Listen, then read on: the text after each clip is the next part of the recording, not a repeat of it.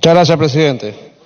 Presidente, si bien es cierto, la interpelación es la facultad de control político que tiene el Congreso con un ministro, para que acuda justamente a explicar un tema controversial, para aclarar un conflicto jurídico o otro tipo que genere inquietudes entre los parlamentarios. Al respecto, en su oportunidad, el ministro de Justicia se presentó el 2 de julio de este año en la Comisión de Justicia y Derechos Humanos a explicar sobre los mismos hechos, materia de la interpelación.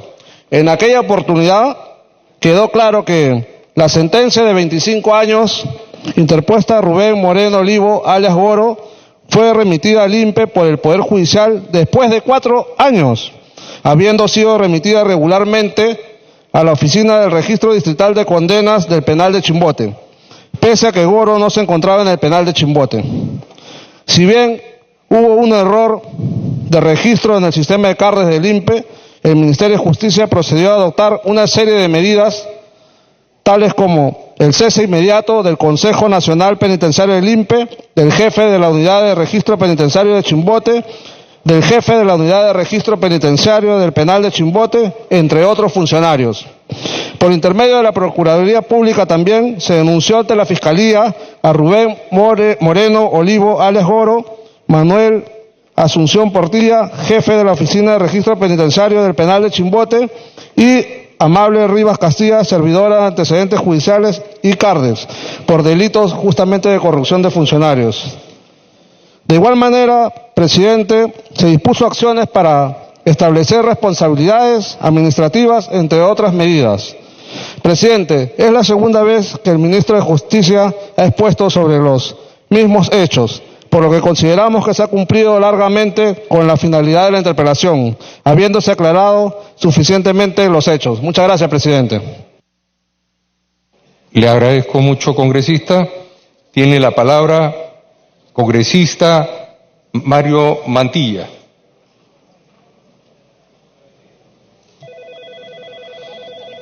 Muchas gracias, presidente. Clayton. Presidente, la verdad que ¿Cómo está, mi viejo? yo me encuentro muy sorprendido por algunas frases que las he escrito acá que ha mencionado el ministro. Entiendo de que en realidad esta interpelación puede ser extemporánea, pero sí debemos soslayar y dejar bien claro que aquí no se puede venir a mentir, presidente. Porque lo que el ministro ha venido acá a decir cosas es mentiras. Y digo por lo siguiente: dentro de su discurso, su descargo, ha señalado, por ejemplo, que la sentencia se inscribió en Santa y ahí no estaba el interno, y que la norma dice que debe inscribirse en el lugar que se encuentra el detenido, es en Ancón. Yo no sé si el ministro conozca de la ley 30.250 que se aprobó y se promulgó justamente en su gestión del quinquenio pasado, a través de la cual se crea el Registro Nacional de Retenidos, Detenidos y Sentenciados a pena privativa de libertad efectiva, que contiene un banco de datos actualizado con información que permita identificar y localizar a las personas detenidas por miembros de las Fuerzas Armadas y la Policía Nacional. Es decir, que desde el año 2014 existía esta norma que obligaba a tener un registro nacional. O sea, acá no se requiere de que se comunique al penal donde está detenido. Basta que se comunique en el lugar donde fue juzgado, que fue Santa, y era suficiente para que a través del sistema interconectado, a nivel nacional, el INPE conozca si el detenido tenía o no algún mandato de detención, una prisión preventiva o una pena efectiva. Pero esto no ocurre así. Y acá se viene a decir de que se debe comunicar al centro penitenciario donde se cumple la condena. Disculpe el término, pero otra mentira que nos viene a decir acá es de que señala que cuando el Poder Judicial comunica al INPE para que registren la sentencia, esta fue devuelta para que el Poder Judicial complete el fallo, porque supuestamente cuando el 27 de diciembre del año 2018 el Poder Judicial le remite la sentencia condenatoria de los 25 años, supuestamente no había emitido, debe ser la última página donde establece el fallo, y a raíz de eso, supuestamente el INPE devuelve la sentencia al Poder Judicial para que la complete. Pero esto, presidente, es una tremenda falsedad, Por eso digo, acá no se puede venir a mentir. Porque aquí yo tengo el oficio número 0067-2019, de fecha 26 de junio del 2019, cursado por el presidente de la Sala de Apelaciones que conocía el caso del Goro en Santa. ¿Ya? Le comunica al presidente de la Corte del Santa que justamente que con oficio de fecha 27 de diciembre de 2018 se ofició al INPE para la inscripción de la sentencia impuesta en contra de Rubén William Moreno Olivo y otros por el delito contra el bien cuerpo y la salud, homicidio calificado por lucro en grado de tentativa en agravio de Ezequiel Dionisio Nolasco Campos. Pero ¿cuál es lo delicado, presidente, y por qué digo que se ha venido a mentir? Porque con este oficio del 27 de diciembre de 2018, presidente, el mismo presidente de la Sala de Apelaciones señala al presidente de la Corte que le adjunta el registro de condenas, o sea, el certificado de antecedentes judiciales del INPE del señor William Moreno Oliva. Es decir, es falso que realmente se le haya, el 27 de diciembre de 2018, el Poder Judicial haya oficiado al INPE faltando esa parte de la sentencia donde establece el fallo. Es completamente falso, porque de lo contrario no hubiera existido este certificado de antecedentes judiciales del INPE que adjunta el presidente de la Sala al presidente de la Corte. Entonces, ¿quién nos dice la verdad? ¿Quién nos dice la mentira? Entonces, convengo que de repente esta interpelación debió ser anterior, con mucha más anticipación. Lamentablemente el tema del receso parlamentario no nos ha permitido actuar en forma inmediata, pero tampoco estoy conforme con lo que ha señalado nuestro expresidente de la Comisión de Justicia, donde señala que ahí se aclaró todo, porque nosotros fuimos bien duros en decir claramente al ministro de que efectivamente cuando se oficia al INPE, ¿no?, para la libertad de un procesado, el INPE, de acuerdo al reglamento de la ley del Código de Ejecución Penal, lo primero que tiene que hacer es revisar en el sistema, según lo señala el artículo 209 y el 210 del Código del reglamento del Código de Ejecución Penal, tiene que revisar el sistema computarizado o los archivos digitalizados para ver si ese que va a salir en libertad tiene algún mandato de detención o no. Y el 13 de junio del 2019 ya tenía registrado, como lo ha señalado el presidente de la Sala de Apelaciones. Entonces, señor presidente, no podemos venir a mentir acá al Congreso de la República. Acá tenemos que ser claros, transparentes. No basta realmente que se haya cesado al Consejo Nacional Penitenciario y demás funcionarios y se hagan las denuncias, ¿no? Eso no es suficiente. Acá hay responsabilidades políticas que se deben asumir y, sobre todo, venir a decir la verdad, señor presidente. Muchas gracias. Muchas gracias, congresista Mantilla. Tiene la palabra el congresista Mauricio Mulder. Presidente, muchas gracias. En primer lugar, presidente, expresar mi casi hilaridad por ver cómo las bancadas supuestamente revolucionarias, chavistas, ¿no?, las que quieren el pueblo, etcétera, cómo defienden al gobierno ahora, cómo se han vuelto rabonas del gobierno. ¿Y será por qué? ¿Algún ministerio, alguna prebenda, o es que están trabajando a la limón el tema de Tía María? Se quejan de lo que pasa en el Valle del Tambo, pero ¿qué se van a quejar si el presidente de la República ya les canceló lo que estaban pidiendo? Y claro, vienen con la demagogia de que no, que todo está contaminado. Lo que quieren es empujar al pueblo para que sea de carne de cañón. Necesitan sangre, necesitan generar situaciones en las que puedan ellos decir teníamos razón. Y entonces vienen de sobones ahora del gobierno. Y resulta que liberar a un sicario que tenía 25 años de prisión, no, eso ya lo recapturaron. No pasa nada.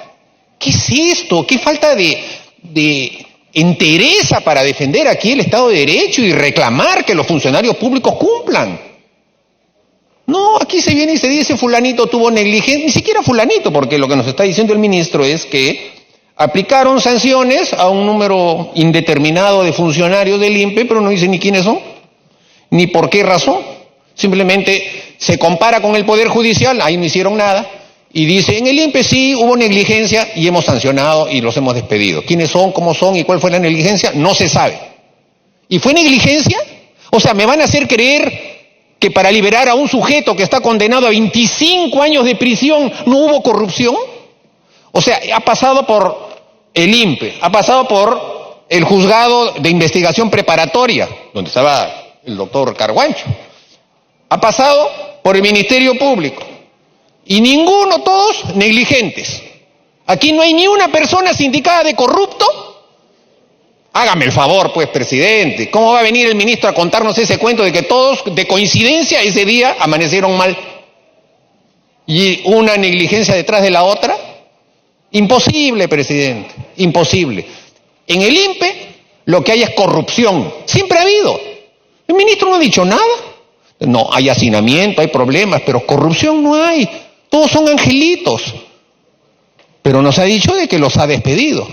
Bueno, pues que diga nombre. Por eso yo pedí en su momento que se trajesen los documentos sustentatorios de lo que él está diciendo acá, porque nos viene con unos recuadritos de colores muy bonitos, pero no lo está sustentando. ¿Quiénes son esos funcionarios que han sido despedidos? ¿Y solamente despido? No hay ningún tipo de acusación del procurador. Hay procuradores que aquí uno estornuda un poco fuerte y ya lo están denunciando. Pero a estos, nada. ¿Dónde está el procurador del Ministerio de Justicia? ¿Ha formulado las denuncias contra estos funcionarios? No se ha dicho. ¿Y son denuncias de carácter administrativo siquiera? ¿O penal? No, ninguna. Y entonces nos vienen que es extemporáneo, ya lo recapturaron. ¿Cuál es el problema si ya lo recapturaron? O sea, usted le mete un balazo a una persona, tiene mala puntería, no lo mata, lo deja herido. Ah, no lo mató, no lo mató, no hay nada, disculpe usted. Por favor, pues, por favor, no sean tan sobones. Hay que analizar los temas. Y en eso hay que ser objetivos. Que se escape un sujeto de 25 años de prisión, entonces aquí cualquiera se puede escapar. ¿Cuántos habrán? Violadores, asesinos, condenados a penas menores, escondidos ahí que salen y ni nos enteramos, porque este caso salió a la opinión pública porque se trataba de quien se trataba, en medio del más grande escándalo de gobiernos regionales que fue el gobierno regional de Ancash. Y claro, como esa persona advirtió que iba a matar a alguien y lo terminó matando, entonces evidentemente se volvió un caso, como se dice, emblemático. Pero ¿cuántos casos habrán que no salen ni en los periódicos y en los que se hace este tipo de trasiego? Nada ha dicho el ministro al respecto. Nada. Y más bien lo que ha venido a decir aquí es que el jefe del INPE es una persona de altísimo nivel, que le escogió en medio de un concurso de personas y que él determinó que fueran a... ¿Quién se va a creer ese cuento, pues? ¿Quién se va a creer ese cuento? ¿Hubo un concurso? ¿Se presentaron cuántos? ¿Dónde? ¿Cómo fue el examen? ¿Cuándo fue? Nada de eso se dice. Nada de eso se dice. ¿Por qué? Porque se nos está viniendo a contar un cuento. Sí, que claro, que yo lo he conocido, revisé su currículum y lo nombré al ex asesor del congresista oficialista Gino Costa. No estoy diciendo nada de ataque, pero es una realidad, ¿no es cierto? Es coincidencia. Podía haber sido asesor de mi despacho también y hubiese sido coincidencia. Qué raro hubiese sido, ¿no? Pero en este caso no parece raro, pues, porque es lógico. Si se trata de bancadas oficialistas, es natural, o sea, no lo estoy criticando por eso, pero no me vengan con que ha habido un concurso, pues. Y menos que simplemente se le diga, ¿sabes qué? Mejor quítate, porque este caso está un poco peleagudo, ¿no? Y eso es todo. Ni siquiera un proceso administrativo. Ni siquiera. Entonces, presidente, es lamentable. No solamente por la exposición del ministro, sino por la reacción que han tenido supuestos parlamentarios de oposición que vienen a defender con argumentos que ni el ministro los ha venido a decir. Porque eso de decir, si lo que recapturaron, entonces no pasa nada, francamente, vergonzoso ese argumento, vergonzoso.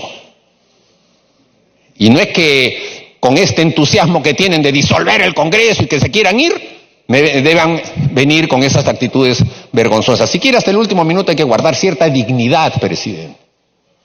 Entonces, lamento que esta exposición del señor ministro haya sido tan deficiente, que nos haya venido a simplemente a cumplir, ¿no? A decir, así se hizo, pero no nos ha sustentado ningún factor fáctico.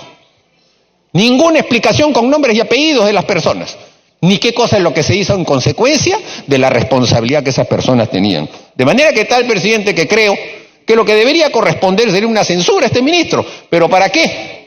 Para que después digan que estamos en guerra y nos hagan una cuestión de confianza y empiecen ese plan amenazando disolver el Congreso. Entonces, creo que en su conciencia quedará...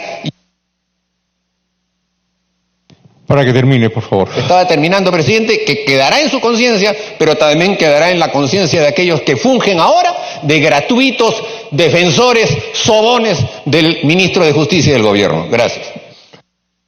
Gracias, congresista Mulder. Tiene la palabra congresista Vilca Toma. 10 minutos. Muchas gracias, señor presidente. Esta interpelación no es extemporánea, se interpuso en la legislatura anterior y si no se incorporó fue porque el señor congresista Daniel Salaverry no quiso. No le dio la prioridad, no le dio la urgencia que ameritaba un caso de corrupción frente a la liberación de un sicario que pone en evidencia que la seguridad pública está en riesgo.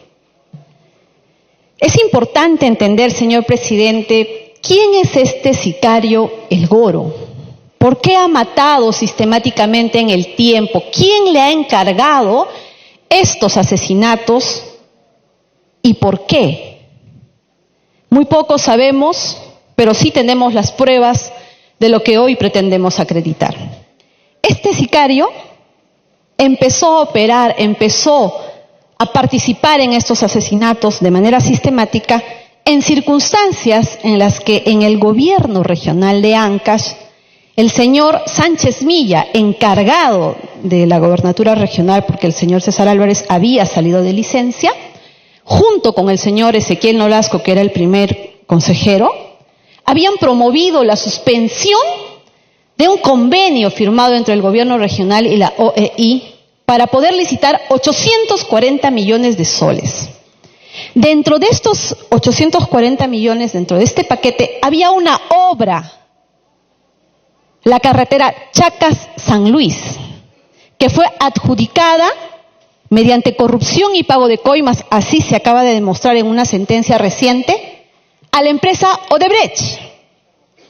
Pese a que este convenio en un primer momento en manos de estos nuevos funcionarios, incluido el señor Nolasco, se suspende, el gobierno regional y la OEI lleva a cabo el proceso y le otorga la buena pro a la empresa Odebrecht.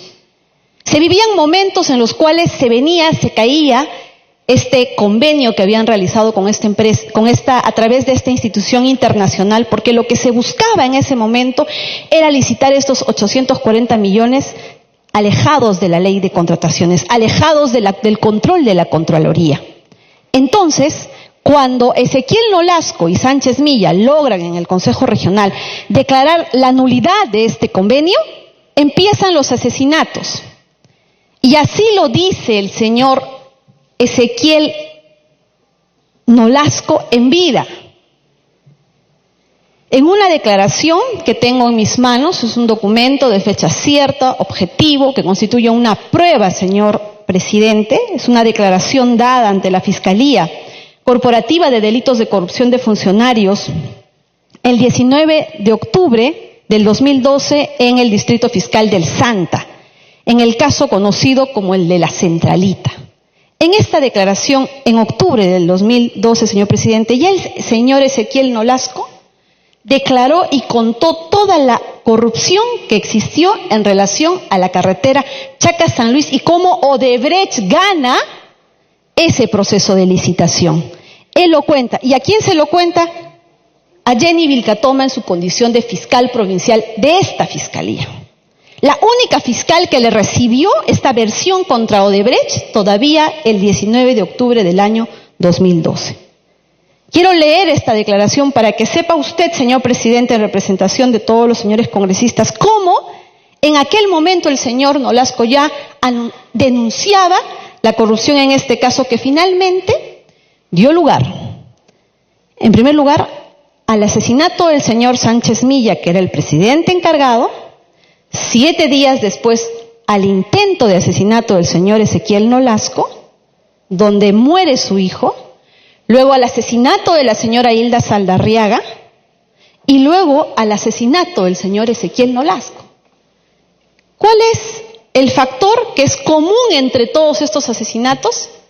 Que es el mismo sicario, alias Goro, el que participa en todas estas ejecuciones sangrientas, inhumanas, crueles. Pero ¿en qué circunstancias nace toda esta historia de sangre? Cuando Ezequiel Nolasco y Sánchez Milla se oponían a que el gobierno regional firmara el contrato para que Odebrecht gane la licitación de la carretera Chaca-San Luis. ¿Quién es el Goro? ¿Acaso es el sicario de Odebrecht, señor presidente? ¿Acaso en el tiempo se usó a este sicario para callar a las personas que denunciaron hace años la corrupción en la carretera Chaca-San Luis? El fiscal Elmer Chirri acaba de lograr una sentencia condenatoria donde se ha probado que Odebrecht le pagó una coima millonaria a César Álvarez y otros funcionarios, entre ellos el señor Dirce Paul Varas Valverde como testaferro de Álvarez. Y ya esta sentencia se ha emitido, lo cual le da la razón en el tiempo al señor Ezequiel Nolasco. Pero lamentablemente este hombre ya no está vivo. Ya no está vivo, pero aquí hay una sentencia que le dio la razón. No es extemporánea, señor, esta interpelación, porque debemos manifestar el mayor respeto por la vida. ¿Cómo podemos despreciar la vida de todas estas personas que murieron en manos de este sicario? Es inoportuno hablar de las razones por las que este sicario ha tenido el poder suficiente para ser liberado del penal de Piedras Gordas. ¿Quién en el Perú lo puede hacer? ¿Quién ha ordenado esa liberación? ¿A quién le importaba liberar a ese sicario?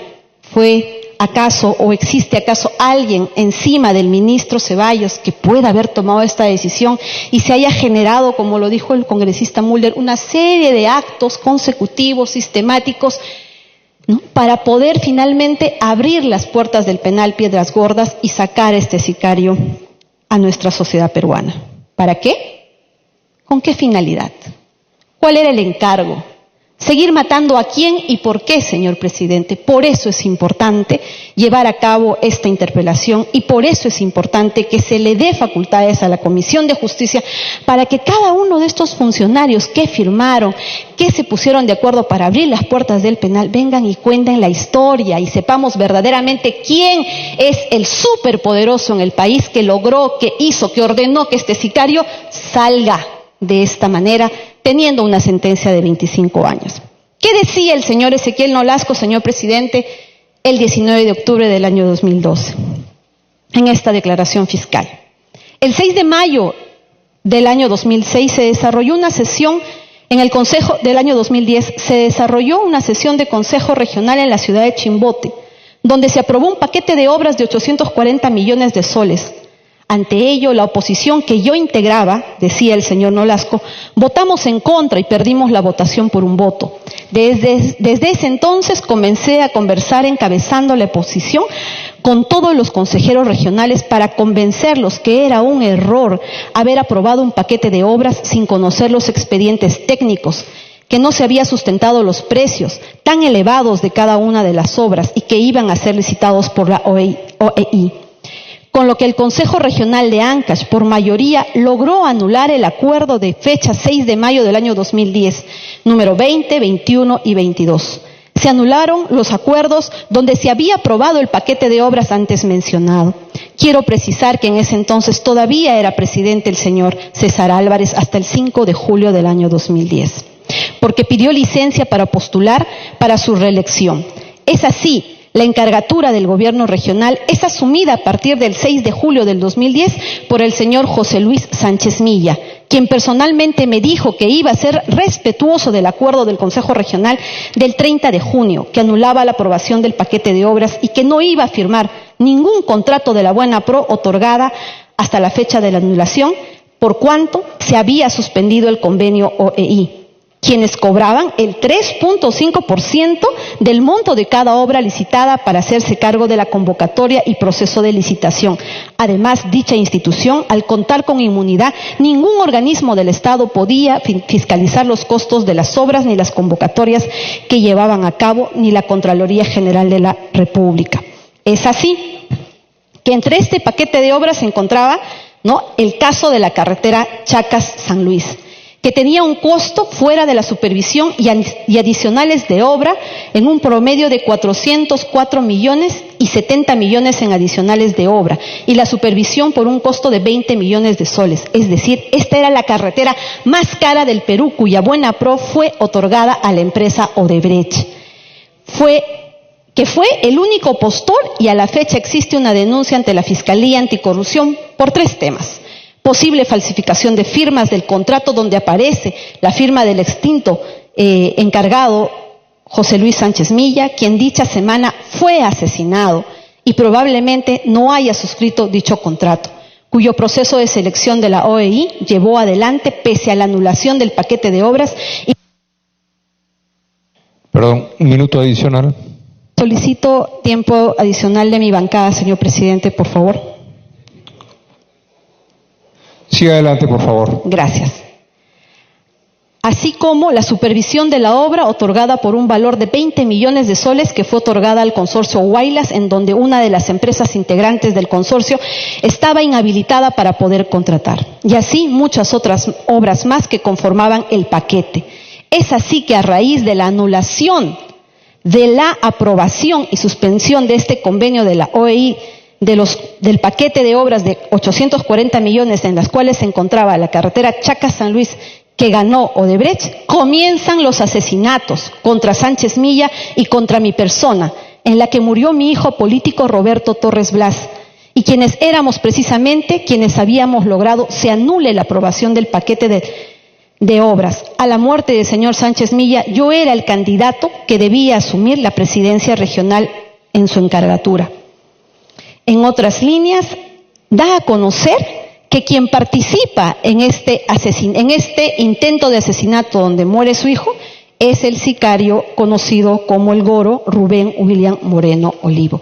En esta misma declaración, señor presidente, el 19 de junio del año 2012, da a conocer también, cuando la señora Hilda Saldarriaga todavía estaba viva, dio a conocer que ya ella había confesado que en su casa, porque ella era mujer de uno de los sicarios que participó en ese atentado donde muere su hijo, ella confiesa que en su casa estos sicarios se visten, se disfrazan de policías. Ella lo declara, y esto lo narra el señor Ezequiel Nolasco cuando él estaba con vida y cuando Hilda Saldarriaga todavía estaba con vida. Y dice, Hilda Saldarriaga, que es la pareja del sicario de apelativo Nayo, quien es la que revela con lujo de detalles cómo se había preparado el atentado contra mi persona, y lo hizo en presencia de un fiscal. Esta persona, antes de llegar al juicio oral, señor presidente, fue asesinada. Yo quisiera presentar y que me autorice la emisión de un pequeño video para poder ver y poder verificar con pruebas qué es lo que sucedió y cómo este sicario tiene que ver en todos los asesinatos, pero todo nace a raíz de la oposición del señor Sánchez Milla y del señor Ezequiel Nolasco al otorgamiento de la buena pro de la carretera Chacas-San Luis a la empresa Odebrecht. Por favor, para que proceda.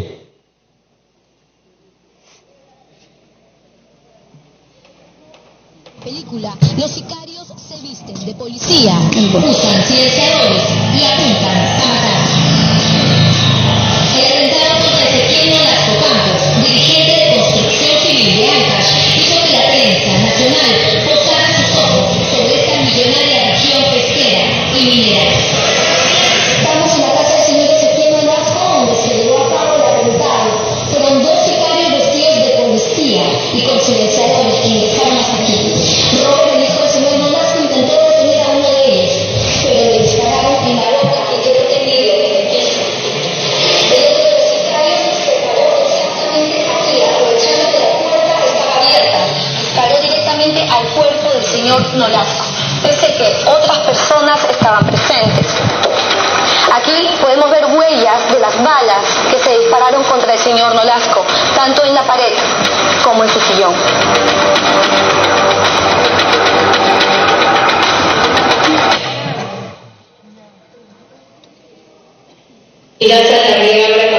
De 39 años, alias La Mama, testigo clave en el atentado contra el ex consejero Ezequiel Nolasco Campos, el mismo que tuvo como consecuencia el asesinato de su hijo político Roberto Torres Blas, fue asesinada a las 2 de la madrugada del jueves 11 de 7 balazos en su vivienda del asentamiento humano Tahuantinsuyo.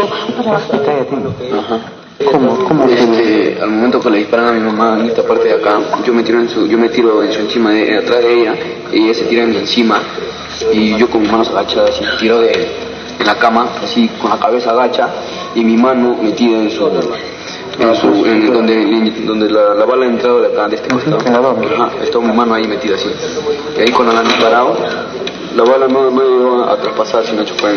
En la vivienda de Saldarriaga se vivieron dramáticas escenas de dolor, donde sus familiares pidieron a las autoridades justicia y la pronta captura de los responsables.